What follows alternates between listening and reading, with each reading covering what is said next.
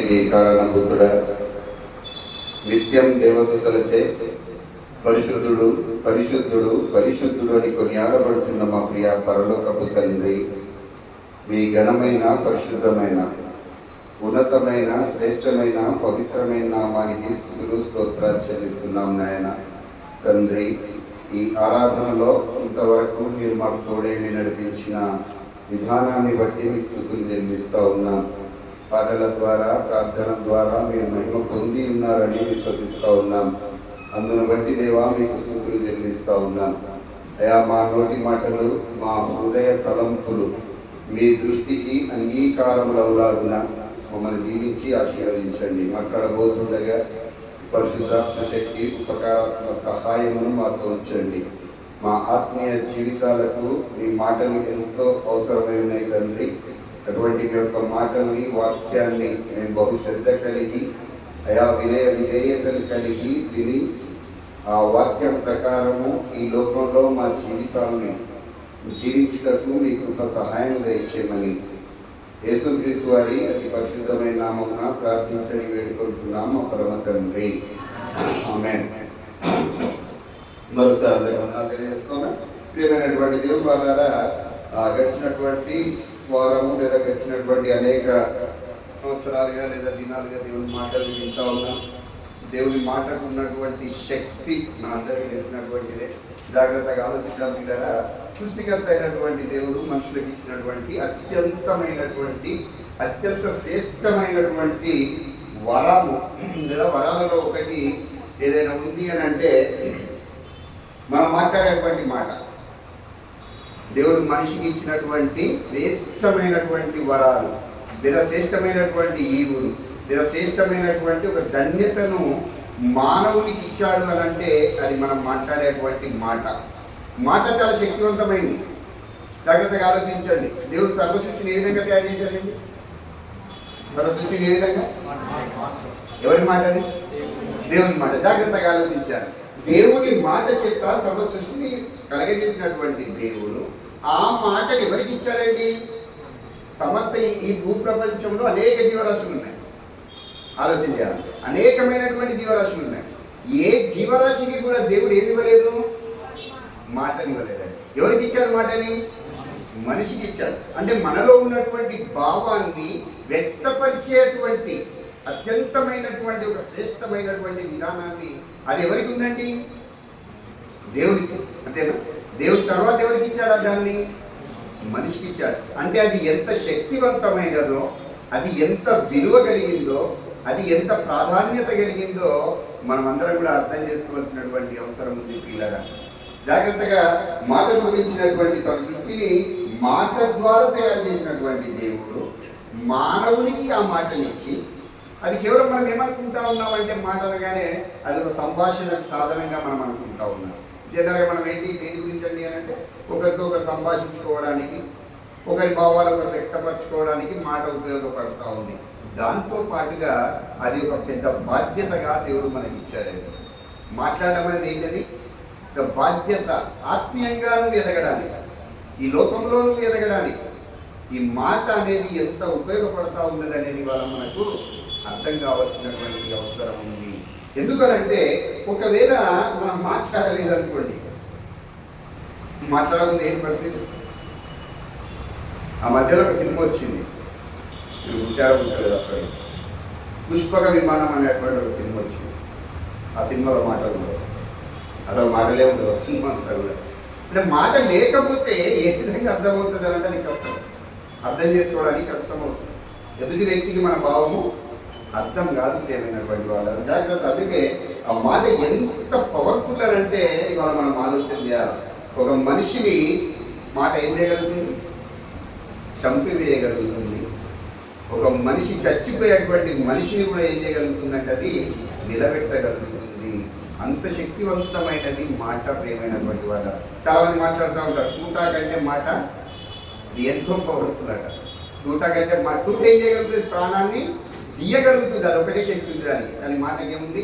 ప్రాణాన్ని ఇచ్చే శక్తి ఉంది, ప్రాణాన్ని తీసేటువంటి శక్తి కూడా ఉంది. ప్రియమైనటువంటి వాళ్ళ జాగ్రత్తగా ఆలోచిద్దాం. ఇవాళ దాని గురించినటువంటి అనేకమైనటువంటి విషయాలు మనకు గ్రంథంలో కనబడుతూ ఉన్నాయి.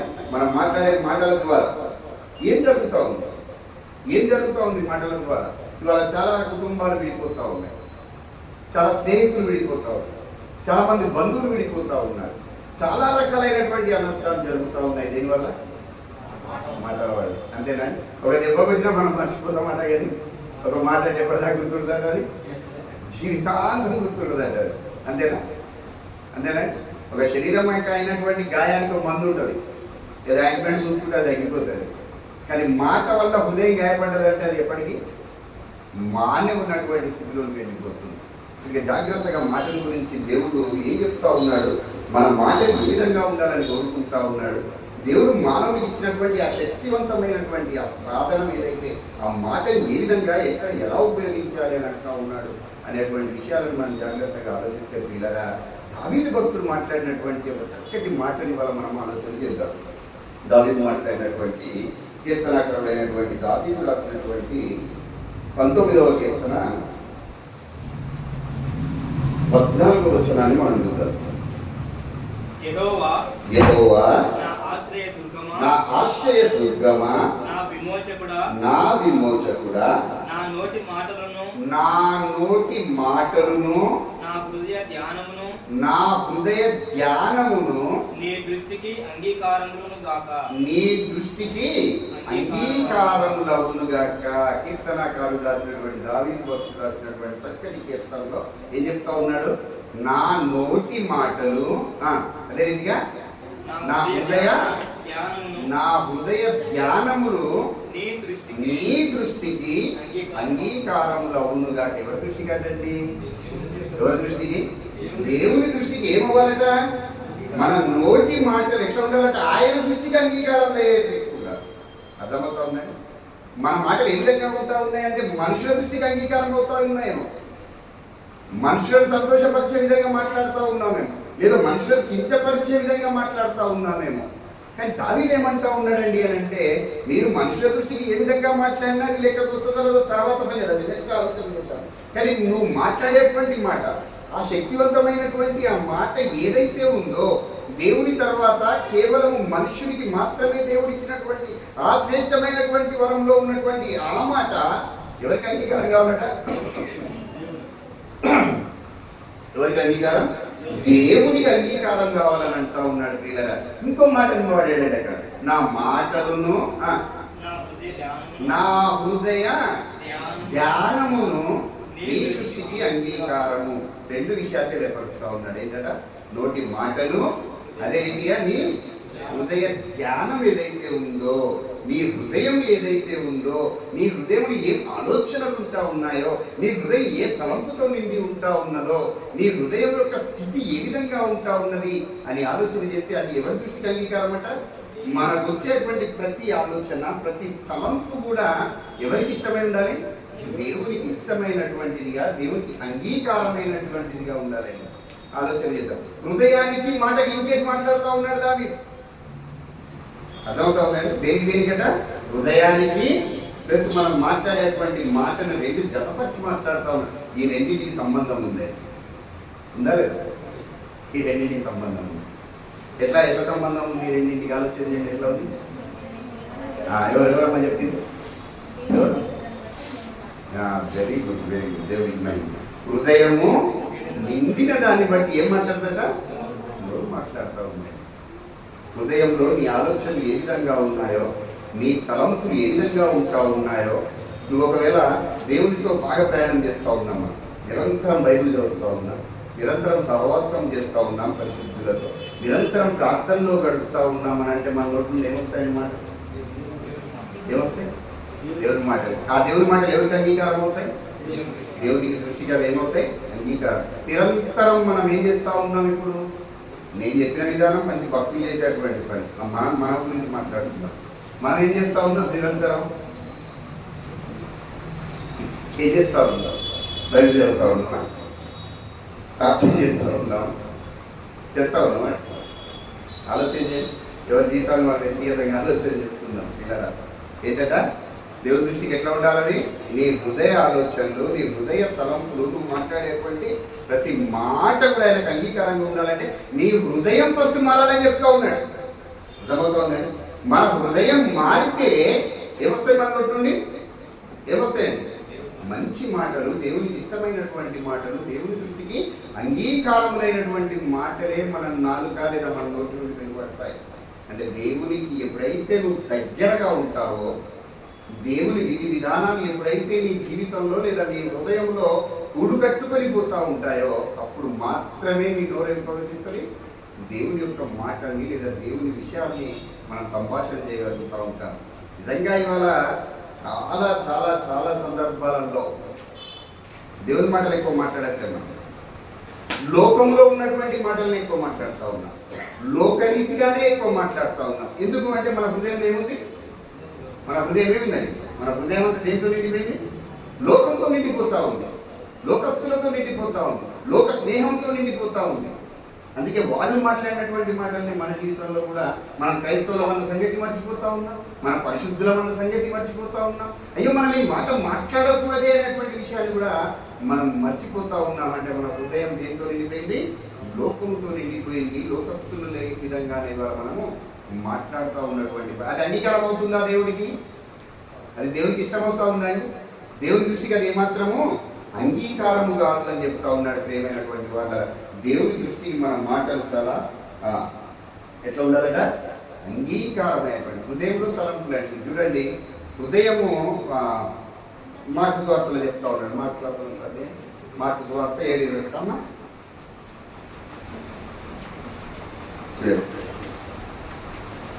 హృదయంలో ఏమేమి ఉంటాయని చెప్తా ఉన్నాడు. హృదయం నుండి ఏం బయలు వెళ్తూ ఉన్నాయో మార్కు సువార్త 7వ అధ్యాయము 18వ వచనం చూడండి. 7 మార్కు 7:18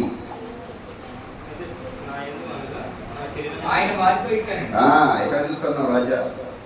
ఆయన వారితో ఇట్లా నేను మీరును ఇంత అవివేకులై ఉన్నారా? వెలుపలి నుండి మనుషుని లోపలకు పోవునదేదియో వానిని అపవిత్రునిగా చేయజాలదని మీరు గ్రహింపకున్నారా? ఇక్కడ చూడండి ఏంటట?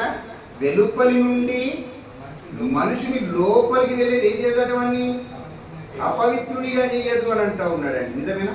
నిజం, 100%. మనం అనుకుంటా ఉన్నాం, మనం బయట నుండి ఆహారం తీసుకుంటా ఉన్నాం. ఏం చేస్తా ఉన్నాం? మనం లోపలికి ఆహారాన్ని తీసుకుంటాం. ఈ ఆహారం అపవిత్రునిగా చేస్తుందా? మనిషిని చేస్తుందా?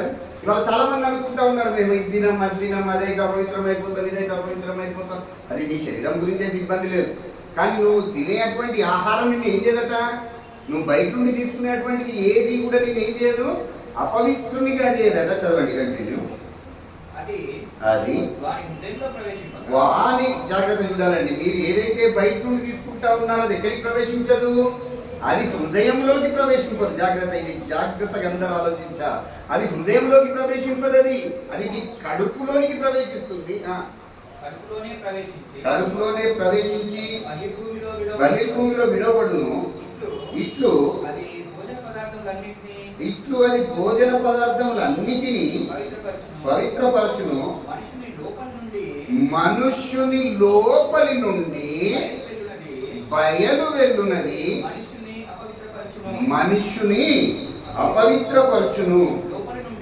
జాగ్రత్త వినండి. ఇక్కడ లోపలి నుండి అంటే నీ హృదయములో నుండి, నీ హృదయ ఆలోచనలో నుండి, నీ హృదయ తలంపులలో నుండి, అనగా మనుషుల హృదయంలో నుండి ఏంటంటే దురాలోచనలు, జారత్వములను,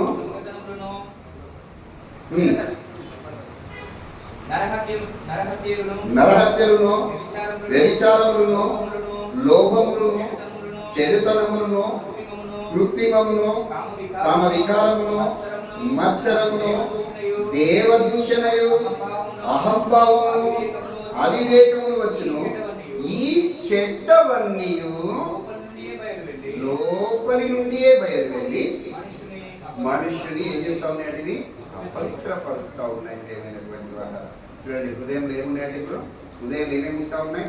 హృదయంలో నుండి ఏదైతే బయటికి వస్తూ ఉన్నాయో అవి మనిషిని ఏం చేస్తూ ఉన్నాయి? అపవిత్రునిగా చేస్తూ ఉన్నాయి, అవి అపవిత్రపరుస్తూ ఉన్నాయి అని చెప్తా ఉన్నాడు.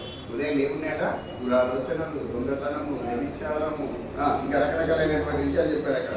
నరహత్యలు, లోభములు, చెడితనము, కృత్రిమము, కామవికారం, మత్తరము, దేవదూషణ, అహంభావము. ఇవన్నీ ఎక్కడ ఉన్నాయండి? ఎక్కడ ఉన్నాయి? హృదయంలో ఉన్నాయి. ఎందుకు ఈ హృదయంలో ఉన్నాయనండి? ఈ హృదయం ఎవరికి చోట్లేదు? దేవుని వాక్యానికి చోటు లేదు కనుక జాగ్రత్తగా ఆలోచించాలి. ఎందుకు అవన్నీ వచ్చి చేరాయి? ఎందుకు అవన్నీ మనలోనికి వచ్చి చేరుతా ఉన్నాయంటే దేనికి చోటు ఇవ్వట్లేమంటే మన హృదయం దేనికి చోటు ఇవ్వట్లేదు? దేవుని వాక్యానికి చోటు ఇవ్వట్లేదు కనుక ఇదిగో ఇవన్నీ కూడా మనుషుని హృదయంలో ఉన్నాయి. ఈ హృదయంలో నుండి వస్తున్నటువంటి బయటికి వస్తూ ఉన్నటువంటి ఈ విధానాలు ఏదైతే ఉన్నాయని మనుషులు ఏం చేస్తూ ఉన్నాయట? అపవిత్రునిగా చేస్తూ ఉన్నాయని చెప్తా ఉన్నాడు. ప్రియమైనటువంటి వాళ్ళ దావీదు అన్నాడు, నా నోటి మాటలు, నా హృదయ తలంపులు ఇవి రెండూ కూడా నీ దృష్టికి ఎట్లా ఉండాలట? అంగీకారములుగా ఉండాలి అని చెప్తా ఉన్నాడు. ప్రియమైనటువంటి వాళ్ళ నిజంగా మన హృదయాన్ని బట్టే ఏం చేస్తా ఉంది? నోరు మాట్లాడుతూ ఉంది. అంతేనా? అర్థమవుతుంది కదా? మన హృదయాన్ని బట్టే నోరు మాట్లాడుతూ ఉన్నటువంటి విషయాన్ని మనం అర్థం చేసుకుంటూ ఉన్నాం. మన హృదయ స్థితి ఇవాళ ఎలా ఉంది అనేటువంటి విషయాన్ని మనం ఆలోచన చేయాలి. నిజంగా ఇటువంటి అపవిత్రమైనటువంటి పరిస్థితులు మన జీవితంలో లేదా మన హృదయంలో ఉంటే మనం దేవుని దృష్టిలో ఎప్పటికీ కూడా పవిత్రులుగా జీవించలేమని చెప్తా ఉన్నాడు. మాటలు చాలా రకాలుగా ఉపయోగిస్తూ ఉన్నాడు ఆయన దేవుడు. చాలా రకాలుగా చాలా కోణాలుగా మాట్లాడాడు. నేను రాత్రి చదువుతా ఉన్నాను. దీని చూస్తే బాగా ధ్యానించాం సార్. బాగా చదువుతూ ఉన్నప్పుడు రకరకాలైనటువంటి వచనాలను దేవుడు బయలుపరిచాడు. జాగ్రత్తగా చూసుకుంటూ వెళ్తే ఆ మాట అసలు ఎక్కడ తయారవుతుందో మూలం ఏంటో మనకి ఇప్పుడు అర్థమైంది. ఎక్కడట? హృదయంలో ఉండే నిండి నోరు మాట్లాడుతూ ఉంది అనేటువంటి విషయం అర్థమైంది. అదే రీతిగా మనం ఆలోచిస్తే ఈ మాటకు ఉన్నటువంటి శక్తి ఏ విధంగా ఉంది అనేటువంటి విషయాన్ని కూడా దేవుడు తెలియపరుస్తూ ఉన్నాడు. ప్రియులారా, సామెతల గ్రంథము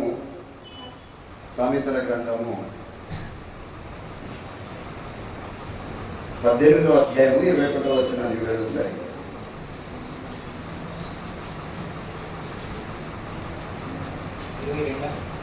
18:21 సామెతలు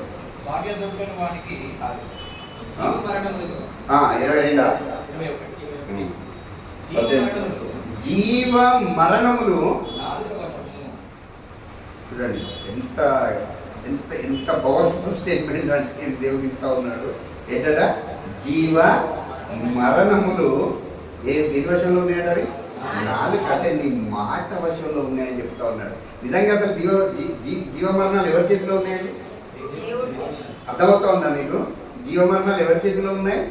దేవుడి చేతిలో ఉన్నాయి. నువ్వు జీవించాలన్నా మరణించాలన్నా ఎవరి వశంలో ఉన్నావు? దేవుడు.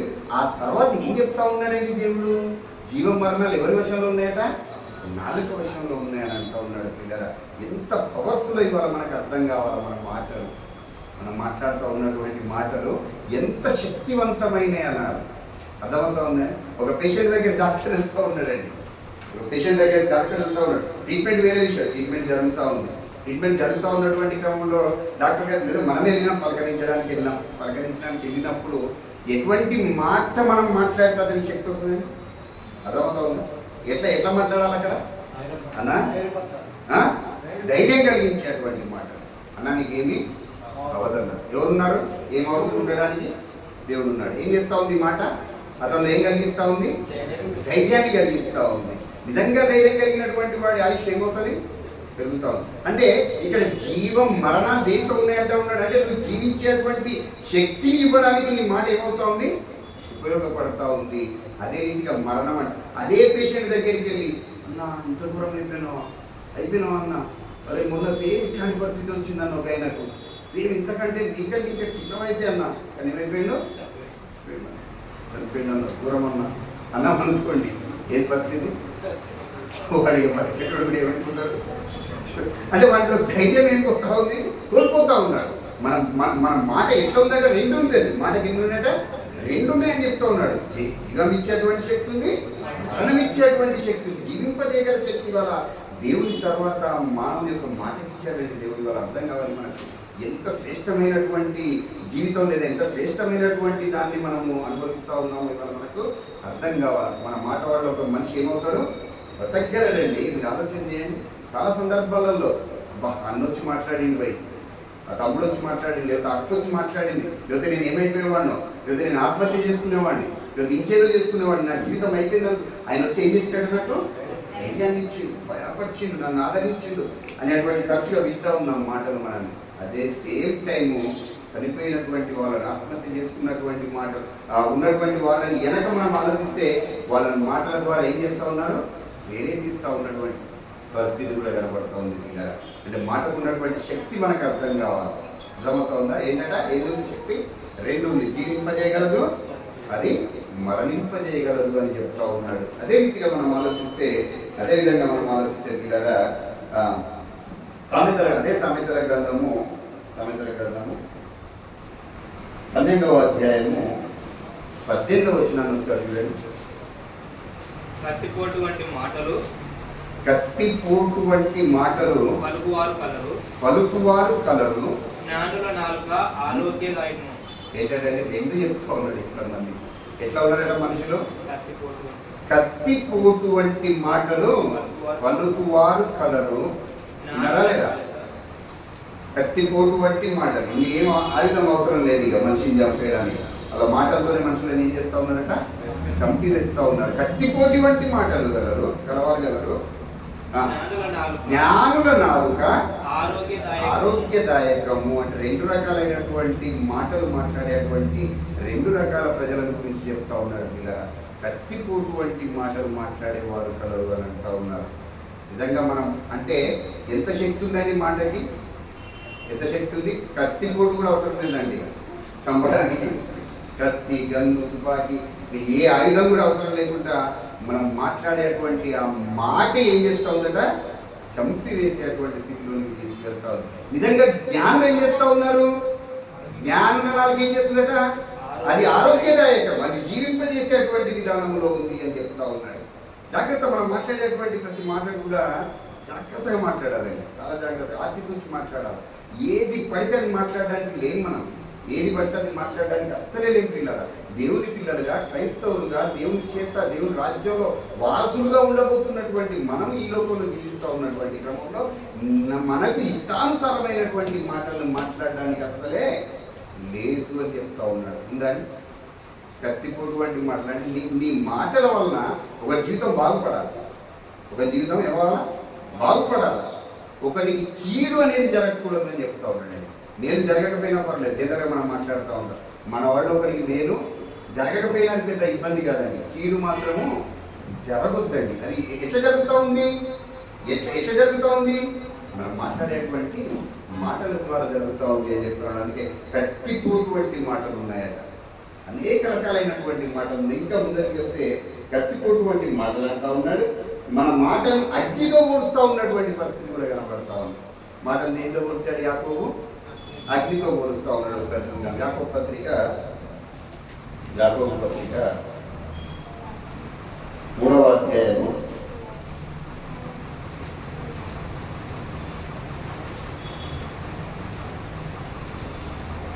3వ అధ్యాయంలో మొదటి నుండి చాలా ఉన్నాయి విషయాలు. అక్కడ 5వ వచనం చూడండి.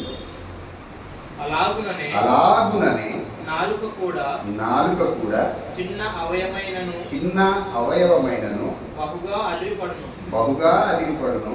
ఎంత కొంచెము నిప్పు ఎంత విస్తారమైన అడవిని తగులబెట్టును. ఏంటండి నాలుక? అగ్నియే అని అంటా ఉన్నాడండి. నాలుక అగ్నియే. నువ్వు మాట్లాడేటువంటి మాట ఏం చేస్తూ ఉన్నది? జీవితాలను తగలబెట్టేస్తూ ఉంది. ఇక జీవితం సర్వనాశనం అయిపోయేటువంటి పరిస్థితికి వస్తూ ఉంది. దీని ద్వారా నాలుక అంటే నీ మాట ద్వారా. మాట ఏంటి? అగ్ని అని అంటా ఉన్నాడు. అక్కడ రాశాడండి. ఇంకా అలాగనే నాలుక కూడా చిన్న అవయవమై బహుగా దిగిపడును. నాలుక అగ్నియే. నాలుక మన అవయవములలో ఉంచబడిన పాప ప్రపంచమై సర్వ శరీరమునకును మాలిన్యము కలుగజేయు ప్రకృతి చక్రములకు చిచ్చు పెట్టును. అది నరకము చేత చిచ్చు పెట్టబడును. జాగ్రత్తగా ఆలోచించాలి. చూడు, మనం మాట్లాడేటువంటి ఆ మాటల వల్ల ఏం జరుగుతుందట? జీవితాలు నాశనం అయిపోతూ ఉన్నాయి, అగ్ని చేత కాల్చబడతా ఉన్నటువంటి పరిస్థితికి వస్తూ ఉంది అని అంటూ ఉన్నాడు. ప్రతి మనిషికి ఇది చదువుకుంటూ వస్తే ప్రతిదాన్ని సాధు చేయగలుగుతూ ఉన్నాడట మానవుడు. ప్రతిదాన్ని సాధు చేయ పక్షులను అతను చెప్పినట్టు తింటా ఉంది పక్షి. మీరు చూడండి, సర్కస్కి వెళ్ళినప్పుడు క్రూరములు గారు ఏం చేస్తూ ఉన్నాయి? సింహం కూడా ఎగురుతూ ఉంది, మనిషి చెప్తా ఉంటాయి. పెద్ద పెద్ద ఏనుగులు కూడా ఎగురుతూ ఉన్నాయి, పులులు కూడా బోన్లో తిరుగుతూ ఉన్నాయి. అంటే ప్రతిదాన్ని సాధు చేయగలుగుతూ ఉన్నాడు మానవుడు. అంటే దేన్ని చేయలేకపోతా ఉన్నాడట? నాలుకను. అదేంటంటే చిన్న అవయవం అని అంటా ఉన్నాడండి. నాలుగు ఏంటంట? చిన్న అవయవమై ఉండి ఈ శరీరానికి అంతా ఏం చేస్తూ ఉందట? అది మాలిన్యం కలిగజేస్తూ ఉంది. ఇది జాగ్రత్తగా ఆలోచించాలి. మనం మాట్లాడేటువంటి మాటల ద్వారా ఏం కలుగుతూ ఉందట మన శరీరానికి? అది మాలిన్యం కలుగుతూ ఉంది, అపవిత్రపరుస్తూ ఉంది. నిన్ను రేపు నరకానికి తీసుకువెళ్ళడానికి అది ప్రధాన సాధనం అవుతా ఉంది. ప్రేమైనటువంటి వాళ్ళ అర్థమవుతోంది? అర్థమవుతోంది కదా? ఏం చెప్తా ఉన్నాడు? ఇంకా అన్నిటిని సాధు చేస్తూ ఉన్నాడట మానవుడు. ప్రతిదాన్ని కూడా లోపరుచుకుంటా ఉన్నాడు, వాడి వశములు చేసుకోగలుగుతూ ఉన్నాడు క్రూరముగాలను సైతం. కానీ తనలో ఉన్నటువంటి ఆ చిన్న అవయవమైనటువంటి ఆ నాలుకను ఏం చేయలేకపోతా ఉన్నాడట? అది అదుపులో పెట్టుకోలేకపోతా ఉన్నాడు, లేదా స్వాధీనంలో ఉంచుకోలేకపోతా ఉన్నాడు అని చెప్తా ఉన్నాడు. ప్రేమైనటువంటి వాళ్ళ ఎందుకు స్వాధీనంలో ఉంచుకోలేకపోతా ఉన్నాడంటే నీ హృదయం దేంతో ఉంది ఇక్కడ మళ్ళీ అర్థం కావాలి మనకి. ఎందుకు దాన్ని సాధు చేయలేకపోతా ఉన్నాం? ఎందుకు దాన్ని మన వశంలో ఉంచుకోలేకపోతా ఉన్నాం? ఎందుకు దాన్ని బానిసగా ఉంచలేకపోతా ఉన్నాం అని అంటే మన హృదయంలో ఏం లేదు. హృదయంలో దేవుడి వాక్యం లేదండి. జాగ్రత్తగా ఆలోచించాలి. నీ హృదయం దేంతో నిండి ఉంటే, ఒకవేళ దేవుడి వాక్యంతో మన హృదయం నిండి ఉండగలిగితే ఖచ్చితంగా మాటను ఏం చేయగలుగుతాం? అదుపులో ఉంచుకుంటాం, మన నోటిని అదుపులో ఉంచుకోగలం. ఈ ఈ ఈ ఈ మాట ద్వారా జీవితాలను నిలబెట్టగలిగేటువంటి శక్తి మనకు వస్తుంది. ప్రియమైనటువంటి వాళ్ళ ఇంకా కూడా పైన 2వ వచనంలో చెప్తా ఉన్నాడు. 2వ వచనం చదువు రాజా. అనేక విషయములలో మనమందరం ఏమవుతా ఉన్నామటండి? తప్పిపోతున్నాం. చాలా విషయాలలో తప్పిపోతా ఉన్నాం. మనం దేవుని ఆరాధించే విషయంలో తప్పిపోతా ఉన్నాం, మందిరానికి వచ్చేటువంటి విషయంలో తప్పిపోతా ఉన్నాం, దేవునికి ఇచ్చేటువంటి విషయంలో తప్పిపోతా ఉన్నాం, దేవుని కొరకు పనిచేసేటువంటి విషయంలో తప్పిపోతా ఉన్నాం. అన్ని మనమందరం అనేక విషయంలో తప్పిపోతున్నాము. ఎవడైనను మాట యందు తప్పని ఎడల అట్టివాడు లోపము లేనివాడై తన సర్వ శరీరమును స్వాధీనమందుకున్నటకు శక్తి గలవాడగును. అర్థమవుతుందండి? నువ్వు అనేకమైనటువంటి విషయాలు మనం తప్పిపోతా ఉన్నావు కదా. కానీ దేవుడు క్లారిటీ చెప్తా ఉన్నాడు, నువ్వు ఎప్పుడైతే మాట విషయంలో తప్పకుండా ఉంటావో, అర్థమవుతుంది? మాట విషయంలో ఎప్పుడైతే మనం తప్పకుండా ఉంటామో అప్పుడు ఏంటంటే ఏమన్నాడు అక్కడ? అట్టివాడు లోపము లేని వాడై తన సర్వ శరీరమును స్వాధీనపరచుకున్నటకు శక్తి కలిగిన వాడవును అని అంటా ఉన్నాడు. పిల్ల ఎప్పుడైతే నిజంగా మాట ఇస్తామో, ఎప్పుడైతే మన మాట ఏమంటా ఉన్నాడని ఎందులో చెప్పారు, మీ మాట ఎట్లా ఉండాలట? అవునంటే అవును, కాదంటే కాదు. నిజంగా మాట ప్రకారం జీవించేటువంటి వాడు తన శరీరాన్ని మొత్తం ఎట్లా కంట్రోల్లో ఉంచుకోగలడు అంటా ఉన్నాడు. సర్వ శరీరాన్ని అతని అదుపులో ఉంచుకోగలడని చెప్తా ఉన్నాడు. ఎట్లా? దేనికంటే దాని సూత్రం ఏంటి? ఏంటంటే దాని ఫార్ములా ఏంటి? నీ శరీరాన్ని కంట్రోల్లో ఉండాలంటే ఫార్ములా ఏం చెప్తా ఉన్నాడు దేవుడు? ఏం చెప్తా ఉన్నాడు? నోటిని అదుపులో ఉంచుకుంటే ఇక నీ సర్వ శరీరం కూడా ఏం చేస్తాడా? నీ కంట్రోల్లో ఉంటుంది అని చెప్తా ఉన్నాడు. అర్థమవుతా ఉందండి? మనం ఏ విషయంలో తప్పిపోయినా, ఒకవేళ తప్పిపోకూడదంటే మొట్టమొదటిగా మాట విషయంలో మనం తప్పకపోతే ఇక అన్ని పర్ఫెక్ట్గా మన జీవితం జరుగుతుంది. మాటిస్తామండి శ్రీధర్కు, లేదు దేవుడికి మాటిస్తాం. ఏమని? దేవుడికే మాట ఇచ్చినాం. ప్రతి ఆదివారం మందిరానికి వస్తాం. సంవత్సరానికి ఎన్ని ఆదివారాలు? జనవరి 1 చెప్తాం కదా. జనవరి 1 ఇదేగా మనం చేసేది. 31 రాత్రి ప్రార్థన పెట్టి మళ్ళీ జనవరి 1 ప్రార్థన.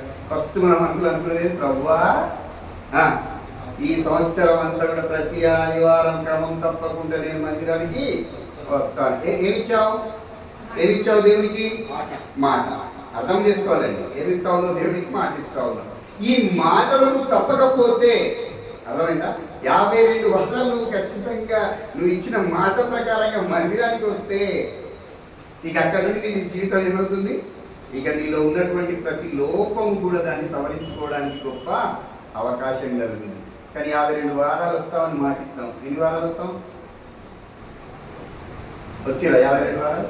పోయిన సంవత్సరం 52 వారాలు వచ్చినారు. లాస్ట్ ఇయర్ 52 వారాలు చర్చికి వచ్చినారు, మందిరానికి వచ్చినారు. మానేసిరా ఏం చేసినాం? మాట తప్పినం ప్రియమైనటువంటి వాళ్ళు ఆలోచించండి. దేవుడు మాట చాలా శక్తి ఇచ్చాడండి. వాళ్ళు మనకు అర్థం కావాలి. మాట ఉన్నటువంటి మనిషికి మాట దేవుడు ఇచ్చిన దానికి ఉన్నటువంటి ఆ శక్తి, ఆ యొక్క ఉన్నటువంటి ఆ ప్రాధాన్యత వాళ్ళు అర్థం కావాలి మనకు. అందుకే ఇష్టం వచ్చినట్టు మాటలు ఇచ్చేస్తా ఉన్నాము. అంటే దాని దాన్ని తెలవట్లేదు మనకు. ఇష్టమైన మాట ఇచ్చేస్తాం, ఎందుకంటే ఈజీగా ఉంది కదా ఇచ్చేయడం. మాట ఇవ్వడం ఏంటంటే ఈజీ, కానీ దాన్ని నిలబెట్టుకోవడం అది ఇంత కష్టం. అందుకే మాట ఇచ్చే ముందే ఆలోచించాలని చెప్తా ఉన్నాడండి దేవుడు. మనం మాట ఇచ్చే ముందే ఆలోచించాలి ఖచ్చితంగా. ఒకరికి ఒక వాగ్దానం, ఒక ప్రామిస్ చేస్తూ ఉన్నాం, నిలబెట్టుకుంటే దానికి ఒక అర్థం ఉంది. అది నిలబెట్టుకోలేకపోతే నీ పరువు పోతా ఉంది. అంతేనండి, మన పరువు పోతా ఉంది కదా. ఆయన అన్ని చెప్తాడు, పోయి ఏం చేయడు. ఇక ఆయన అట్లనే అనుకుంటాడు, నన్ను ఆయన కూర్చున్నాయి. ఆయన అన్నీ చెప్తాడు కానీ ఏం చేయడు. ఏమైపోయింది? మనుషుల దగ్గర పరువు పోయింది. ముఖ్యంగా ఇంటిక్కడ దేవుని విషయంలో నేను ఏమైపోతా ఉన్నాను? అబద్ధికుడిగా, వేషధారిగా అయిపోతా ఉన్నాను ప్రేమైనటువంటి వాడు. అందుకే చెప్తా ఉన్నాడు, ఎవడైతే మాటలో తప్పకుండా ఉంటాడో, మాట తప్పకుండా ఉంటాడో, మాట ప్రకారమే జీవిస్తాడో, వాడిచ్చిన మాట ప్రకారం లేదా దేవుని మాట ప్రకారమే వాడి జీవితం కొనసాగుతూ ఉంటాడో, వాడేంటట తన సర్వ శరీరాన్ని కూడా అందులో ఉన్నటువంటి ప్రతి దాన్ని కూడా అర్థం చేసుకోగలడు అని అంటూ ఉన్నాడు. అర్థమవుతా ఉందా? అందుకే అక్కడ 2 ఉదాహరణలు ఇచ్చాడండి. చక్కటి ఉదాహరణలు చెప్పాడు యాకోబు 4 గుర్రములు మనకు లోబడుటకై నోటికి కళ్ళెము పెట్టి వాటి శరీరమంతయు తిప్పుదుము కదా. ఏంటండి గుర్రం ఎంత పెద్దగా ఉంది? ఎంత పెద్దదండి గుర్రము? చాలా పెద్దగా ఉంది. అది చాలా బలమైంది కూడా, పెద్దగా ఉంది, బలమైంది, చాలా శరీర సౌష్ఠవం కలది. దాన్ని ఏం చేస్తా ఉన్నాడు? నోట్లో చిన్న కళ్ళెం పెట్టేస్తా ఉన్నాడు. ఏం చేస్తా ఉన్నాడు? స్వారీ చేసేవాడు వాని ఇష్టం వచ్చినట్టు తిప్పేస్తా ఉన్నాడు. అంటే అర్థం చేసుకోవాలి పిల్లలు. అంటే ఏదైతే ఆ కళ్ళెం ద్వారా ఏం జరుగుతుంది? గుర్రం అంతా ఎవరు ఆధీనంలో ఉంది? ఇప్పుడు ఆ స్వారీ చేసేటువంటి వాడి ఆధీనంలో ఉంది. అదే రీతిగా మన నాటకంలో వచ్చాడు. అదే రీతిగా పక్కన ఓడలు కూడా చూడండి, అవి ఎంతో గొప్పవై వెనుగానికి కొట్టుకొని పోబడినను ఓడ నడుపువాని ఉద్దేశం చొప్పున మిక్కిలి చిన్నదగు. ఏంటంటే మిక్కిలి చిన్నదగు చుక్కాని చేత తిప్పబడును అని అంటూ ఉన్నాడండి. చాలా పెద్ద పెద్ద పడవలు. మొన్న రీసెంట్గా మేము ఒక కంపెనీలో జాయిన్ అయినాము, లైఫ్ లైన్ న్యూట్రిషన్ అనేటువంటి ఒక చిన్న కంపెనీ. మాకు జీవనాధారం పెద్ద పెద్ద ఏం లేదు కాబట్టి బిజినెస్ చేస్తూ ఉంటాం ఇట్లాంటిది. సో ఆ కంపెనీ, అది న్యూట్రిషన్ కంపెనీ, ఒక ప్రోడక్ట్ షుగర్ బీపీ ఉన్న వాళ్ళకి ఏదో హెల్త్ ప్రోడక్ట్ సేల్ చేయమని చెప్పారు. అది ఒక 10 బాటిల్ 7 బాటిల్ అమ్మినాం. అది అమ్మినందుకు మమ్మల్ని గోవా తీసుకెళ్ళారు. మీటింగ్ పెట్టారు అక్కడ, కంపెనీ మీటింగ్ పెట్టి. దాంట్లో ఎంత పెద్ద పెద్ద ఓడలు ఉన్నాయనంటే, సముద్రం ఉంది, గోవాలో సముద్రం ఉన్నాయి, పెద్ద పెద్ద ఓడలు. ఒక్కొక్క ఓడ మన అపార్ట్మెంట్లు ఉన్నాయి కదా, 10 అంతస్తులు 15 అంతస్తులు అపార్ట్మెంట్ల కంటే పెద్దగా ఉన్నాయండి ఓడలు. అంతంత పెద్ద పెద్ద పెద్ద పెద్ద ఓడలు. ఆ ఓడలు ఏంటంటే దేంతో తిప్పబడతా ఉన్నాయి? అంత పెద్ద ఓడ చుక్కాని ఏంటది? చిన్నది, చిన్నదగు చుక్కాని చేత తిప్పబడుతున్నది. అర్థం చేసుకోవాలి ప్రియమైనటువంటి వాళ్ళ. అర్థమవుతా ఉందండి. అంత పెద్ద ఓడ చిన్న చుక్కాని చేత ఆ నడిపేవాడి కడుపులోకి ఏ విధంగా వస్తూ ఉందో, అవయవములలో చిన్నదైనటువంటి నాలుకను నువ్వు ఎప్పుడైతే కంట్రోల్ చేయగలవో సర్వ శరీరం ఏమవుతుందట? మన ఆధీనంలో ఉంటుంది అని చెప్తా ఉన్నాడు ప్రియమైనటువంటి వాళ్ళ. అదే రీతిగా మనం చూస్తే, అదే రీతిగా కీర్తనకారుడు రాసినటువంటి ఇంకొక మాట చూద్దాం. 64వ కీర్తన 3-4 వచనాలను చూస్తే, మొదటి ఏంటంటే మాటకున్నటువంటి శక్తిని గురించి మాట్లాడుకుంటా ఉన్నాం. కత్తిపోటు వంటి మాటలు, అంటే కత్తికి ఉన్నంత శక్తి, మనుషులను చంపేటువంటి శక్తి మాటలకు ఉంది అని చెప్పాడు. రెండోది ఏం చెప్పాడంటే, మాట ఏంటంటే అగ్ని అని చెప్తా ఉన్నాడండి. మాటను ఏం చెప్పాడు? అగ్ని అని పోలుస్తూ ఉన్నాడు. దావీదు ఇంకొక మాట అని చెప్తా ఉన్నాడు. 64వ కీర్తన, ఒకడు కత్తికి పదును పెట్టినట్లు వారు తమ నాలుకలకు పదును పెట్టుదురు యథార్థవంతులను కొట్టవలెనని చాటైన స్థలములలో చేదు మాటలను ఏంటండి? చేదు మాటలను ఏం చేస్తా ఉన్నారట? వీళ్ళు బాణములుగా ఉపయోగిస్తూ ఉన్నారు.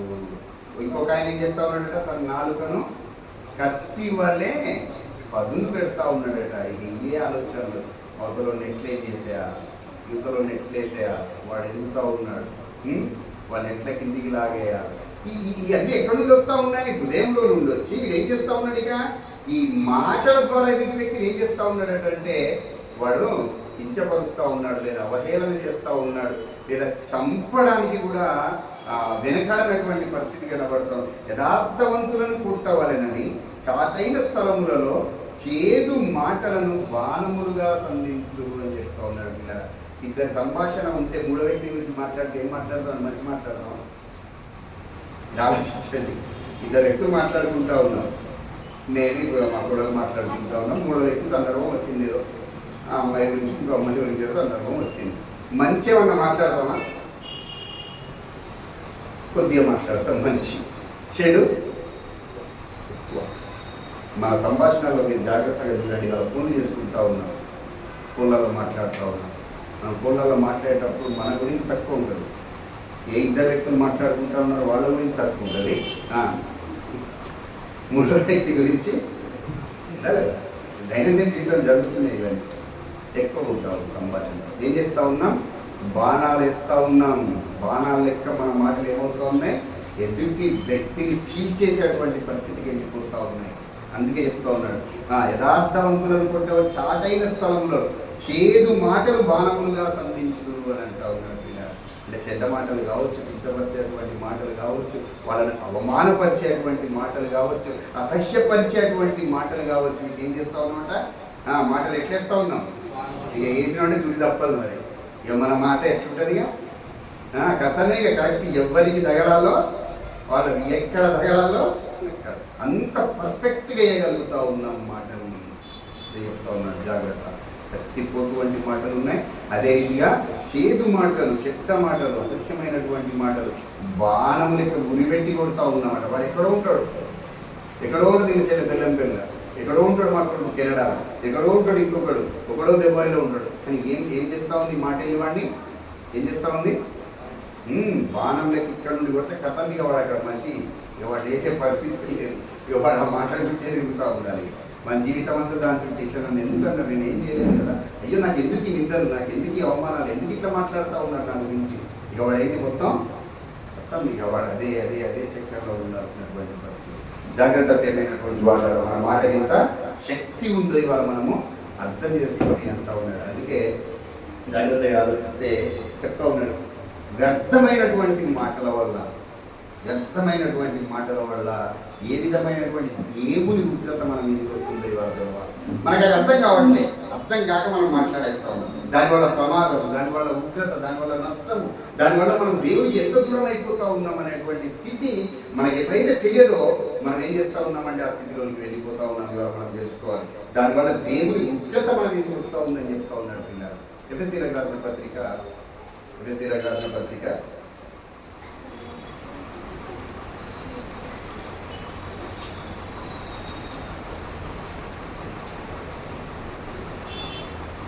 దానికంటే ముందు మీకు ఒక చిన్న ఎగ్జాంపుల్ చెప్పాలండి, మర్చిపోయా, సారీ. ఒక చిన్న ఎగ్జాంపుల్ చెప్తాను. కత్తిపోటు వంటి మాటలు మాట్లాడుతున్నాం కదా.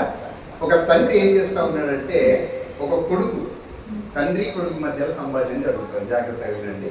తండ్రి కొడుకు మధ్యలో సంభాషణ జరుగుతూ ఉంది. కొడుకుకి బాగా కోపం ఉండి ఎవరి మీద పడితే వాళ్ళ మీద, ఎవరు పెద్ద చిన్న మర్యాద లేకుండా ఇష్టం వచ్చినట్టుగా మాట్లాడేస్తూ ఉన్నాడు. తండ్రి గమనించాడు, కొడుకుని గమనించి పిలిచి చెప్పాడు, మరి బాబు నీకు ఒక చిన్న పరీక్ష, నువ్వు ఈ పరీక్షలో పాస్ అవుతే బాగుంటుందని చెప్పి కొన్ని మేకులు ఇచ్చాడు. తండ్రి ఒక సంచి ఏం చేశాడు? కొడుకు మేకులు ఇచ్చాడు. మేకులు ఇచ్చి నీకు ఎప్పుడైతే కోపం వచ్చి నువ్వు వ్యర్థంగా మాట్లాడుతూ ఉన్నావో, ఎప్పుడైతే నీ మాటలు ఇబ్బందికరంగా అవతల వ్యక్తులకు ఉంటా ఉన్నాయో, నువ్వు మాట్లాడుతూ ఉన్నావో, అప్పుడు వెళ్ళి ఒక మేకు కూడా కొట్టరా బాబు అని చెప్పాడు. సరే అని ఏం చేశాడు? ఓకే డాడీ అన్నాడు. వీడు వెళ్ళాడు. వీడి కోపం వచ్చి దుర్భాషలు అయిన ప్రతిసారి వెళ్తూ ఉన్నాడు, మేకు కొడుతూ ఉన్నాడు. మళ్ళీ తెల్లారి కొడుతూ ఉన్నాడు. వీడి దగ్గర ఉన్న మేకులన్నీ అయిపోయాయి. ఈ మేకులన్నీ అయిపోయినటువంటి క్రమంలో డాడీ దగ్గరికి వచ్చాడట. ఓకే డాడీ, నేను మేకులన్నీ కొట్టేసినా అని చెప్పాడట. ఓకే బెట్ట, మంచి పని చేసినాము. నెక్స్ట్ ఇప్పుడు ఏం చేశాను నువ్వు అని అంటే, నీకు ఇప్పుడు ఈ మేకులు కొట్టినటువంటి క్రమంలో ఎన్ని రోజులైంది? దాదాపు ఒక 1 నెల రోజులు అయింది అనుకున్నాను. ఇప్పుడు నీ కోపం ఏమైనా తగ్గిందా? దుర్భాషలాడేటువంటి గుణం ఏమైనా తగ్గిందా అని అడిగితే కొంత మార్పు వచ్చింది అని చెప్పినాడు. అయితే ఇప్పుడు నువ్వు వెళ్ళి ఆ కొట్టినటువంటి మేకును నీకు మార్పు వచ్చిన ప్రతిసారి ఏం చేయాలి? మళ్ళీ దాన్ని రిమూవ్ చేసే తీసేసే అని చెప్పినారు. ఓకే డాడీ బాగుంది అని చెప్పి వీడికి ఏమవుతా ఉంది? కొద్దిగా కంట్రోల్లోకి వస్తూ ఉన్నాడు. చిన్న చిన్న ఒక్కొక్క మేకు తీసేస్తూ ఉన్నాడు. ఒక్కొక్క మేకు లాస్ట్ మేకు తీసేసేసరికి వీడు ఏమైపోయాడు? పూర్తిగా కంట్రోల్ కోపం అదుపులోకి వచ్చింది. వీడు వ్యర్థమైనటువంటి మాటలు మాట్లాడేటువంటి స్థితి లేకుండా వీడు సెట్ రైట్ అయిపోయాడు. వచ్చి చెప్పాడట, డాడీ మంచి చెప్పాడు నాకు, ఇప్పుడు నాకు అసలు కోపం లేదు, నేను దుర్భాషలాడితే ఇబ్బంది తింటే నా ఇష్టం మార్చినటువంటి ఇంటిగా నేను మాట్లాడట్లేను అని చెప్పాడట. ఓకే నువ్వు సూపర్గా తయారయ్యావు, కానీ ఆ గోడకి ఏమున్నాయని అడిగాడు. ఏమున్నాయండి మీరు చెప్పాలి. ఇప్పుడు అందరూ గోడకి ఏమున్నాయి? రంధ్రాలు ఉన్నాయి, హోల్స్ ఉన్నాయి కదా. నువ్వు మాట్లాడినావు, ఏమైంది అక్కడ? రంధ్రాలు పడ్డాయి. అవి ఏకైతే తీయగలిగావు అంటే నువ్వు మారావు. కానీ నువ్వు మాట్లాడిన మాటల వల్ల గాయపడి ఆ హృదయానికి ఆ గాయం ఎట్లా ఉందట? ఇంకా ఆ గాయం అట్లనే ఉంది అని చెప్తా ఉన్నాడు. ఇక్కడ జాగ్రత్తగా ఆలోచించాలి ప్రియులారా. అందుకే అంటూ ఉన్నాడు, మనం మాట్లాడే మాట ఎదుటి వ్యక్తి హృదయాన్ని ఒకవేళ గాయపరిస్తారు ఎక్కడ ఉంటుంది? అది జీవితాంతం ఉండేటువంటి పరిస్థితి కూడా ఉంటుంది కనుక జాగ్రత్తగా మాట్లాడాలి అని చెప్తా ఉన్నాడు. ఇప్పుడు మళ్ళీ మనం వ్యర్థమైన మాటల్లోనికి వస్తే ఎఫెసీలకు రాసిన పత్రిక 5వ అధ్యాయము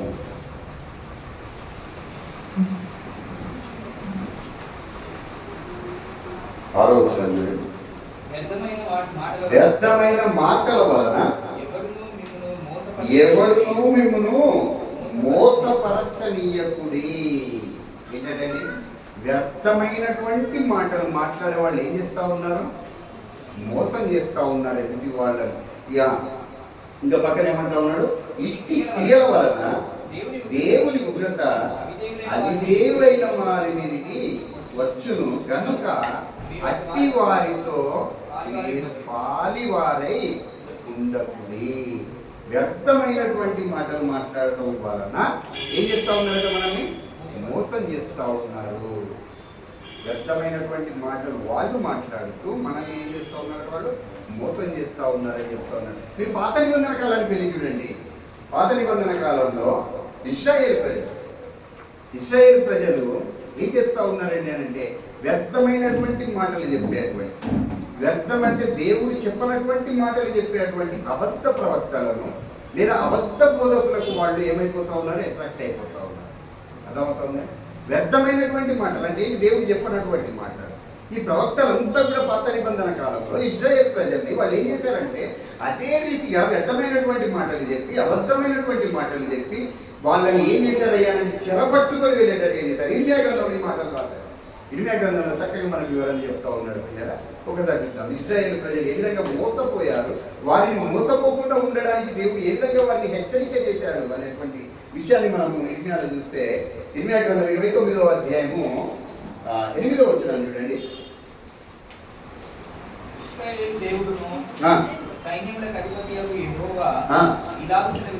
ఇలాగు సెలవిస్తున్నాడు, మీ మధ్య ఉన్న ప్రవక్తల చేతనైనను మీరు మోసపోకుడి. మీరు కలలు కనువారి మాట వినడు. అంటే ఇశ్రాయేలు ప్రజలు మోసపోతా ఉన్నారట. ఇశ్రాయేల్ ప్రజలు ఏమవుతా ఉన్నారు? మోసపోతా ఉన్నారు. అబద్ధ ప్రవక్తలు చెప్పేటువంటి మాటలు వింటా ఉన్నారు. అబద్ధ ప్రవక్తలకు వచ్చేటువంటి దర్శనాలను వాళ్ళు చెప్తా ఉన్నటువంటి వారు కలిగిన కలలను మీరు వింటా ఉన్నారు. వారు నా నామమును బట్టి అబద్ధ ప్రవచనములను మీతో చెప్పుదురు, నేను వారిని పంపలేదు. ఇదే యెహోవా వాక్కు. అర్థమవుతా ఉందండి. వ్యర్థమైనటువంటి మాటల చేత ఏం చేస్తా ఉన్నారట? మోసపరుస్తూ ఉన్నారు అని చెప్తా ఉన్నాడు. అబద్ధ ప్రవక్తలు ఎవరు పంపలేదటప్పుడు? దేవుడు పంపనటువంటి వారు, దేవుని ఆజ్ఞ లేనటువంటి వారు, దేవుని పిలుపు లేనటువంటి వారు ఏం చేస్తూ ఉన్నారు? అయ్యా మేము దేవుని నామంలో వచ్చినాం, మేము యెహోవా నామంలో ప్రవచనం చేస్తూ ఉన్నారని వ్యర్థమైనటువంటి మాటలు చెప్పి ఇశ్రాయేలు ప్రజల్ని వాళ్ళు తప్పుదోవ పట్టిస్తూ ఉన్నటువంటి పరిస్థితిని కనబడతా ఉంది పిల్లల. అదే విషయాన్ని మళ్ళీ ఇర్మియా 27:9 చూడండి. కాబట్టి మీ ప్రవక్తలేమి, సూర్యగాండ్రేమి, కలలు కనువారేమి, కాలాగ్నిలేమి, మంత్రజ్ఞులేమి, మీరు బబులోను రాజునకు దాసులు కాకుండా అని మీతో పలుకున్నప్పుడు మీరు వారిని లక్ష్య పెట్టకండి. ఇక్కడ చెప్తా ఉన్నాడండి, ఎవరైతే వ్యర్థమైనటువంటి మాటలు చెప్పి మిమ్మల్ని మోసం చేస్తా ఉన్నారో, మిమ్మల్ని ఈడ్చుకుని వెళ్తా ఉన్నారో, మిమ్మల్ని సాతాను వైపు ఈడ్చుకొని వెళ్తా ఉన్నారో వారి వైపు మీరు ఉండకుండా ఉండాలని చెప్తా ఉన్నాడు ప్రియమైనటువంటి వారు. అదే విషయాన్ని పౌరు భక్తులు కొత్త నిబంధనలో ఎఫ్ఎస్సీలో చెప్తా ఉన్నాడు. వ్యర్థమైనటువంటి మాటలు చదువు 5:6 మాటల వలన ఎవడును మిమ్మల్ని మోసపరచనీయకుడి. అర్థమవుతా ఉంది. వ్యర్థమైనటువంటి మాట్లాడేటువంటి వారు ఆ కాలంలో ఉన్నారు, అదే రీతిగా ఇప్పుడు ఈ కాలంలో కూడా ఉన్నారు. మీరు జాగ్రత్తగా ఉండండి అని చెప్తా ఉన్నారు. వ్యర్థమైనటువంటి మాటల ద్వారా ఎవ్వరు కూడా మిమ్మల్ని మోసం చేసుకోకుండా ఉండాలి అని. ఇప్పుడు వాడు మాట్లాడేది వ్యర్థమైన మాట అనేది మనకు అర్థం కావాలంటే మన ఏ మాట ఉండాలండి? మన హృదయంలో ఉండాలా? దేవుడి వాక్యం ఉండాలి ప్రియమైనటువంటి వాళ్ళ. మన హృదయంలో దేవుడి వాక్యం ఉంటే ఎదుటివాడు మాట్లాడేది అది వ్యర్థమైన మాటనా, అది దేవునికి సంబంధించినటువంటి మాట అనేది మనము అర్థం చేసుకోగలుగుతాం కనుక వ్యర్థమైనటువంటి మాటల చేత ఎవ్వరు కూడా మిమ్మల్ని మోసపరచకుండా చూసుకోండి అని దేవుడి ద్వారా నేను హెచ్చరిక చేస్తూ ఉన్నాడు. అదే రీతిగా 10వ సామెతల గ్రంథం 10వ అధ్యాయము 19వ వచనాన్ని చూసినట్టయితే, విస్తారమైన మాటలలో దోషముండక మానదు. విస్తారమైన మాటలు అంటే ఏంటంటే ఎక్కువ మాట్లాడేస్తూ ఉన్నాం. ఏం చేస్తూ ఉన్నాం? మనం గూగుల్లో సెర్చ్ చేసినాం. మనిషి సగటున రోజుకి 7,000 నుండి 20,000 మాటలు మాట్లాడతారు. అది కూడా చెప్తాను, అది కూడా దాంట్లో పురుషులు 7,000 నుండి 10,000 మాటలు మాట్లాడతారు రోజుకి. స్త్రీలు నేను చెప్పేది కాదు, ఊళ్ళో సెర్చ్ చేసినట్టయితే మీరు 16,000 నుండి 20,000 మాటలు మాట్లాడతారు. ఎంత విస్తారంగా మాట్లాడతారు. మాకు తెలియదు, మీకెందుకు వస్తే మాకెందుకు తెలుస్తుంది? మీకెందుకు వస్తా మాకు తెలియదు కదా, అది మీకు తెలియాలి. 16,000 నుండి 20,000 మాటలు మాట్లాడతారు స్త్రీలు. జాగ్రత్త. విస్తారమైన మాటల్లో ఏముండదట? దోషం ఉండక మానదు అంట. నేను చెప్పే మాటలు కాదు, ఇది రమేష్ నేర్పేది కాదు, అంతే చెప్తా ఉంది. మీరు నన్ను ఇచ్చుకున్నా లేదు. జాగ్రత్తగా ఆలోచించాలి. విస్తారమైనటువంటి మాటలలో ఏముంది? దోషం ఉంది. అవునా కదా? చాలాసేపు మాట్లాడేస్తాం, పొద్దుటి రాత్రి దాకా మాటలే గురకరాల డబ్బా అంటాగా. ఏ రోజు ఇది మాట్లాడాలా, ఇది మాట్లాడద్దు, ఏం లేదు, అసలు ఏమీ లేదు, ఏమీ లేదు. ఒక నియంత్రణ లేదు, ఏం లేదు. మాట్లాడేస్తూ అదే చెప్తా ఉన్నాడు. జాగ్రత్త. మాటకు చాలా శక్తి. మనం ఇంతసేపు మాట్లాడుతున్నాం దేవుడు మాటకి ఇచ్చినటువంటి శక్తిని గురించి. చాలా జాగ్రత్తగా మాట్లాడండి. మీ మాటలు ఎట్లా ఉండాలన్నాడు అంటే ప్రసంగిలో చెప్తాడండి. ప్రసంగి 5 అధ్యాయం ఒకసారి చూడండి. ప్రసంగి 5:1 చూడండి. చూడండి ఒకసారి.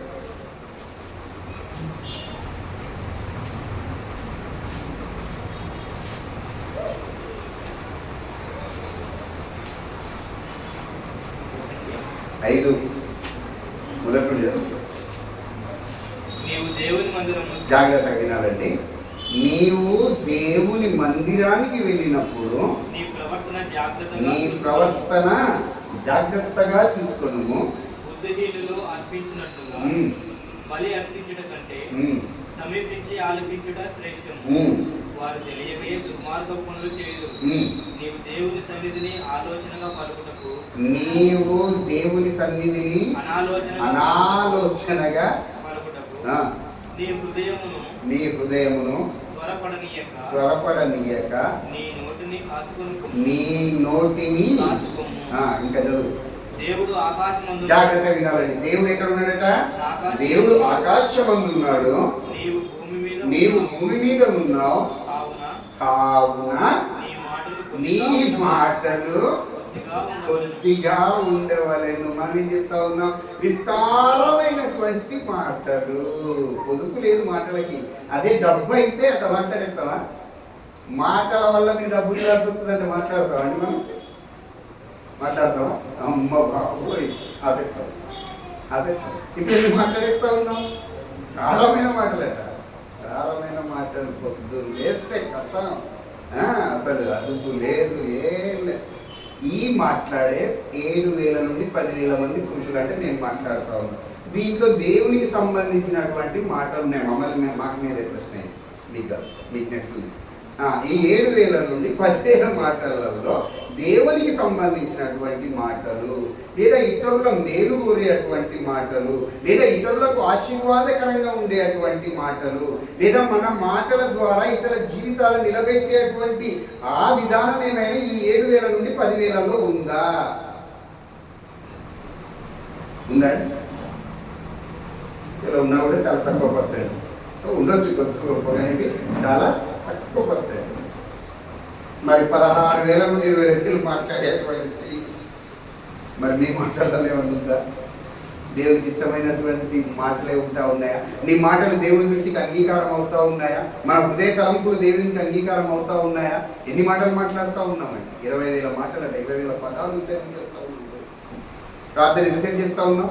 ఎన్ని పదాలు? అలా ప్రార్థన చేస్తూ ఉన్నామా? ఎన్ని పదాల సంగతి తర్వాత చేస్తూ ఉన్నామా? దేవుడికి స్తోత్రం, దేవుడికి మహిమ కలుగుతుంది కాక. ప్రార్థన చేస్తే ఎంతసేపు అంటే మనకు అవకాశాన్ని బట్టి, టైం సమయాన్ని బట్టి. ఓకే ఓకే బాగుంది. ఎన్ని పద్ధతులు, ఎంతసేపు ఆలోచన చేయాలి పిల్లలు. అంటే ప్రార్థనలు నువ్వు ఒకరికి చేసినప్పుడు, చేసిన తర్వాత నువ్వు బయటకు వచ్చిన తర్వాత, మన ఉద్యోగం స్థితిలో ఉన్నప్పుడు కానీ, మనం ప్రజలతో సంభాషిస్తూ ఉన్నప్పుడు కానీ దేవుని గురించినటువంటి సంభాషణ ఏమైనా వస్తూ ఉందా? ఆలోచన ఆలోచించాల్సిన విషయం, ఆలోచన చేయాలి. ఎందుకనంటే పిల్లారా ఆలోచించండి, ఒక క్రైస్తవుడు నిజంగా ఒక క్రైస్తవుని జీవన విధానాన్ని ఎదుటి వాళ్ళు గమనిస్తూ ఉన్నారండి. ప్రతి ఒక్కరు గమనిస్తూ ఉన్నారు. ఎట్లా అండి వాళ్ళకి ఎట్లా తెలుస్తూ ఉంది మన క్రైస్తవులమని? ప్రవర్తన, మనం మాట, అంతేనా? అన్యులు మాట్లాడినట్టు మనం మాట్లాడాలి కదా. మన మాట ద్వారా ఏం తెలుస్తూ ఉంది అవతలి వాడికి? ఓహో ఇతను ఎవరు క్రైస్తవుడు అనేది విధంగా మనం మాట్లాడుతూ ఉన్నాం. అట్లా తెలియాలి. వాస్తవంగా మనం అట్లా ఉన్నామా ప్రశ్నించుకోవాలి. అర్థమవుతుందా మీకు? మనం మాట్లాడేటువంటి ఆ 10,000-20,000 మాటలలో దేవునికి సంబంధించి లేదా మన ప్రవర్తనను ఎదుటి వారికి వ్యక్తపరిచేటువంటి మాటలు ఉంటా ఉన్నాయి. ఆలోచన చేద్దాం. దేవుడు చెప్తా ఉన్నాడు, విస్తారమైనటువంటి మాటలు ఏముందట? దోషం ఉంటుంది. కాబట్టి మీ మాటలు ఎట్లా ఉండాలి? బుద్ధిగా ఉండాలి. ఇదే మాట్లాడండి. చాలామంది ఆరోగ్యానికి సూత్రాలు చెప్తూ ఉన్నారు. ఏంది భయ నువ్వు ఇంకా 60 ఏళ్ళు, మా బాబాయ్ ఒక ఆయన ఉంటాడండి, మా అమ్మగారి చెల్లి భర్త, దాదాపు రిటైర్ అయ్యి ఇప్పుడు 15-20 ఏళ్ళు అవుతుంది. బ్యాంక్ రిటైర్ అయ్యాను. నేను ఇప్పటికి చాలా ఆరోగ్యంగా ఉన్నాను. నేను విన్నప్పుడల్లా ఊరికే సరదాగా అడుగుతాను, ఏంటి బాబాయ్ ఇంకా నువ్వు ఇంత ఇదిగా ఉన్నావు, మేము ముసలిలో అయిపోతా ఉన్నావు, మాకంతా వైట్ హెయిర్ వచ్చేసింది, పొట్టలు వచ్చేసి నేను ఇంకా అట్లా ఉన్నావు అని అంటే, రెండే బాబు అని చెప్తాడు, రెండే సూత్రాలు. మితాహారం, మితంగా మాట్లాడడం అని చెప్తాడు ఆయన. ఏంటంటే ఆరోగ్యం ఉండడానికి మితాహారం అని తక్కువ ఆహారం తీసుకోవడం, రెండోది మితంగా మాట్లాడడం అంటే తక్కువగా మాట్లాడడం అని చెప్తా ఉన్నాడు పిల్లలు. దేవుడు ఏం చెప్పాడు? ఇప్పుడు ఎక్కడ ఉన్నాడు దేవుడు? ఆకాశం ఉన్నాడు. నువ్వు ఎక్కడున్నావు? భూమి మీద ఉన్నావు. నీ మాటలు ఎట్లా ఉండట? కొంచెంగా ఉండదు, జాగ్రత్త. అందుకే ఆచితూచి నువ్వు మాట్లాడాలి అని. ఎందుకంటే నీ మాటకి ఏముంది? నీ మాటకి ఏముంది? నీ మాటకి శక్తి ఉంది. నీ మాటకి శక్తి ఉంది. జీవ మరణములు నీ నాలుక వశంలో లేదా నీ మాట వశంలో ఉన్నాయంటావు. జాగ్రత్తగా నేను మాట్లాడాలని చెప్తా ఉన్నాడు. ఏది పడుతుంది మాట్లాడడానికి వీలు లేదు అని చెప్తా ఉన్నాడు. ఏమైనటువంటి వాళ్ళ జాగ్రత్తగా ఆలోచిద్దాం. వాటర్ ట్యాంక్ ఉంది పెద్దది, లేదా వాటర్ ట్యాంక్లో మంచినీళ్ళు ఉన్నాయి. మంచినీళ్ళకు ట్యాప్ పెట్టినాం. అవసరమైనప్పుడు ఏం చేయాలి? అవసరమైనప్పుడు మాత్రమే ఓపెన్ చేసి నీళ్ళు పట్టుకొని తాగితే ఆరోగ్యంగా ఉంటుంది. లేదని చెప్పి ట్యాప్ వదిలేసినాం. ఏమైపోయినాయి? నీళ్ళని వేస్ట్గా పోయినాయి. ఒకటి పక్కన ఉన్న ప్రాంతాన్ని ఏం చేస్తే అవి బురద చేసేస్తాయి. ఒకటి అంతేనా? మొదట వేస్ట్ అయిపోతున్నాయి. రెండోది ఏం చేస్తూ ఉన్నాయి? పక్కన ఉన్నటువంటి ప్రాంతాన్ని అంతా కూడా బురదమయం చేసేస్తూ ఉన్నాయి.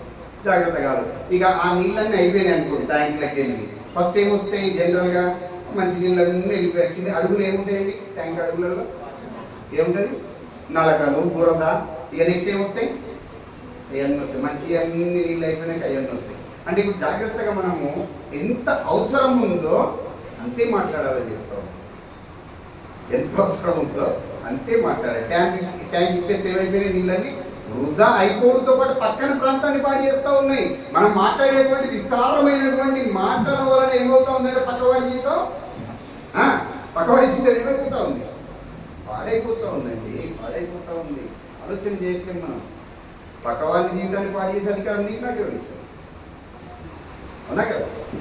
ఆలోచన చేద్దాం. ఇలా మాట ఏం చేస్తుంది? ప్రాణం పోయగలుగుతుంది, ప్రాణం తీయగలుగుతుంది. కనుక జాగ్రత్తగా మాట్లాడాలని దేవుడు చెప్తూ ఉన్నాడు. జాగ్రత్తగా మాట్లాడాలని చెప్తూ ఉన్నాడు. ప్రేమైనటువంటి వాళ్ళు అదే రీతిగా మనం ఆలోచన చేస్తే ఇంకొక మాట చూసుకొని ముగించేసుకుందాం. 12 మత్తయి వార్త 12వ అధ్యాయం 36వ వచనం చూడండి.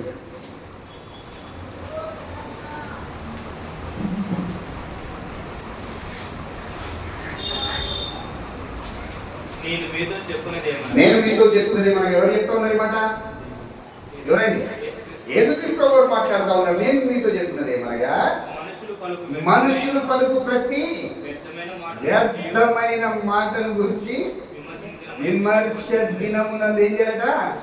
లెక్క. ఇది గుర్తుండాలండి. మనం మాట్లాడే ప్రతిసారి మనకి వచనం గుర్తుకు రావాలి. మాట్లాడే ప్రతి మాటకు ఒక రోజు ఏం చేయాలట? విమర్శ దినమందు ఎక్కువ చెప్పాలని అంటూ ఉన్నాడు. మనం మాట్లాడే ప్రతి మాట అంటే ఏమవుతుంది? ఇప్పుడు రికార్డ్ అవుతూ ఉంది. ఎక్కడ? దేవుని దగ్గర రికార్డ్ అవుతూ ఉంది. మనుషులు రికార్డ్ చేయలేరు. మనుషులు ఒకరు రికార్డ్ చేసి దాన్ని ప్రూవ్ చేయలేరు, చూపెట్టలేరు. అది వేరే విషయం. కానీ ఎక్కడ రికార్డ్ అవుతుంది? ఇప్పుడు నువ్వు మాట్లాడే ప్రతి మాట దేవుడు రికార్డ్ చేస్తూ ఉన్నాడు. తప్పించుకోగలమా? అందుకంటా ఉన్నాడు, విమర్శ దినమందు నువ్వు లెక్క చెప్పవలసింది. జాగ్రత్త. విమర్శ దినం ఉందా లేదా? ఉందండి. నమ్ముతాం కదా? ఇది నమ్ముతున్నాం అందరం. అది తీర్పు దినం ఉంది మనకు. విమర్శ దినం ఉంది ఒక రోజు. నువ్వు ఈ దేహంతో చేసిన మంచియే కానీ చెడ్డయే కానీ క్రియల గురించి ఏం చేయాలంటే లెక్క చెప్పాలి. అదే రీతిగా నువ్వు మాట్లాడినటువంటి ప్రతి మాటకు కూడా లెక్క చెప్పవలసినటువంటి అవసరం ఉంది అంటూ ఉన్నాడు. అదే రీతిగా మలాకి ఇంకో మాట రాశాడండి. మలాకి 3:16లో మంచి మాట చెప్తా ఉన్నాడు. అప్పుడు యెహోవా యందు భయభక్తులు గలవారు ఒకరితో ఒకరు మాట్లాడుకొనుచుండగా ఏంటండి? యెహోవా చెవియొగ్గి ఎవరు వింటా ఉన్నారు? ఇప్పుడు మన సంభాషణను మనం అనుకుంటా ఉన్నాం ఫోన్లలో. ఎవ్వరింటలేరు. నేను ఆయనకే చెప్తాను, నాన్నకే చెప్తాను. ఎవ్వరింటలేరు అనుకుంటా ఉన్నాను. ఎవరు వింటా ఉన్నారట? దేవుడు వింటా ఉన్నారట. జాగ్రత్త. 4 గోడల మధ్యలో మాట్లాడుకుంటా ఉన్నాను. ఎవరు వింటలేరు అనుకుంటా ఉన్నావేమో.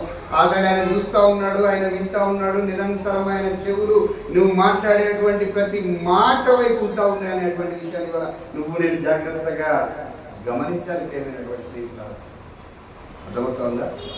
ఆయన వింటా ఉన్నాడు. నా భక్తులు ఏం మాట్లాడుతూ ఉన్నాడు, నా కుమారుడు ఏం మాట్లాడుతూ ఉన్నాడు, నా కుమార్తె ఏం మాట్లాడుతూ ఉన్నాడు. చెవియొగ్గి వింటా ఉన్నాడు. చెవియొగ్గి వింటా ఉన్నాడు. జాగ్రత్త. మన సంభాషణ జాగ్రత్త. ఎవరు వింటలేరు అనుకోండి. లోకంలో ఉంది కదా సామెత, పిల్లి ఎట్లా ఏమనుకుంటుందంటే ఎవరు చూడట్లేదు అనుకుంటుంది. కళ్ళు మూసుకున్నది పిల్లి. ఏమనుకుంటుంది? నన్ను ఎవరు చూడట్లేదు అనుకుంటాం. మనం కూడా అప్పుడప్పుడు అంతే.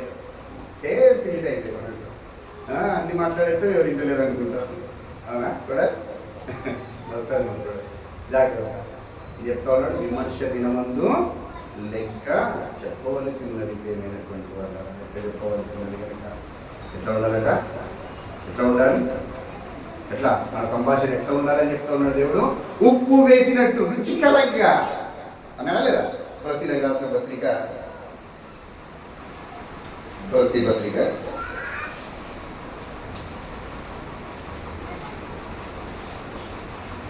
4 ప్రతి మనుషునికి ఎలాగ ప్రత్యుత్తరం ఇవ్వవలెనో అది మీరు తెలుసుకొనుటకై మీ సంభాషణ ఉప్పు వేసినట్టుగా ఎల్లప్పుడూ రుచి కలదిగాను ఉపాసైతంగాను ఉండనీయుడి. వెళ్ళి దేవుడికి ఎట్లా నేర్పించేది. ఎట్లా ఉండాలంటే మన మాటలు, మన సంభాషణ ఎట్లా ఉండాలి? ఉప్పు వేసినట్టుగా రుచికరంగా. జనరల్గా చెప్తా ఉన్నాం కదా, అన్నేసి చూడు నన్నేసి చూడు అంటున్నారు. ఉప్పు అన్నీ వేస్తారు, మసాలాలు అన్నీ వేసినావు కానీ ఏం లేదు, దానికి టేస్ట్ రాలేదు. ఏం వేస్తే వచ్చింది?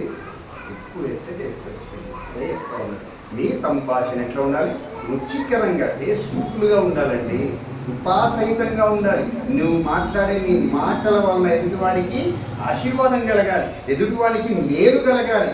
నువ్వు మాట్లాడే మాట కృపాసహితంగా ఉండాలి అని అంటూ ఉన్నాడు.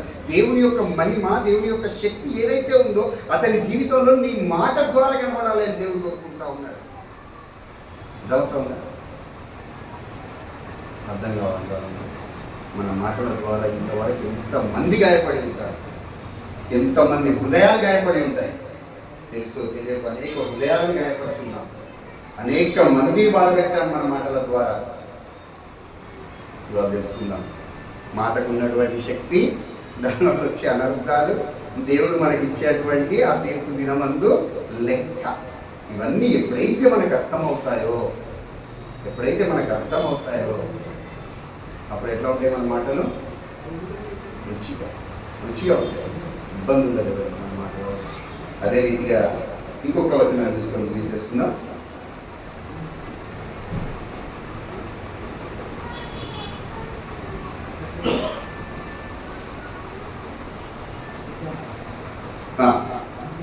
ఎఫ్ఎస్సి 4:29 వినువారికి మేలు కలుగునట్లు అవసరమును బట్టి క్షేమాభివృద్ధికరమైన అనుకూల వచనమే పలుకుడి, కానీ దుర్భాష ఏదైనానో మీ నోట రాని. ఇది కోరుకుంటా ఉన్నాడు దేవుడు మనకిచ్చినటువంటి ఆ శక్తివంతమైనటువంటి మాట ద్వారా. ఎంత శక్తి ఉంది మాటకి? ఎంత శక్తి ఉంది? మొదటే చెప్పుకున్నాం. ఎంత శక్తి ఉంది? దేవుని మాట ఏం చేసింది? ప్రపంచం ఎట్లా ఏర్పడ్డది? ఈ సృష్టిని అంతా దేవుడు ఎట్లా తయారు చేశాడు? మాట వలన. అంతేనా? అంత శక్తివంతమైనటువంటి మాటని ఈ ప్రపంచంలో ఉన్నటువంటి, ఈ లోకంలో ఉన్నటువంటి ఏ జీవరాశికి కూడా దేవుడు ఇవ్వలేదు. మళ్ళీ గుర్తు చేస్తా ఉన్నాను మీకు. ఎవరికి ఇచ్చాడు? మానవునికి మాత్రమే ఇచ్చాడు. ప్రియమైనటువంటి వాళ్ళ అటువంటి మానవుడు. అదే రీతిగా క్రైస్తవులో అయినటువంటి మన మాట ఎట్లా ఉండాలట? ఉప్పు వేసినట్టుగా రుచికరంగా ఉంటారన్నాడు. రెండోది ఏంటంట? అనుకూల వచనమే. అంతేనండి. ఎప్పుడు కూడా ఎవరిని శపించొద్దని చెప్తా ఉందండి. ఏం చెప్తా ఉంది? ఎప్పుడు కూడా ఎవరిని మీరు శపించొద్దు. అనుకూల వచనం, కృతజ్ఞత.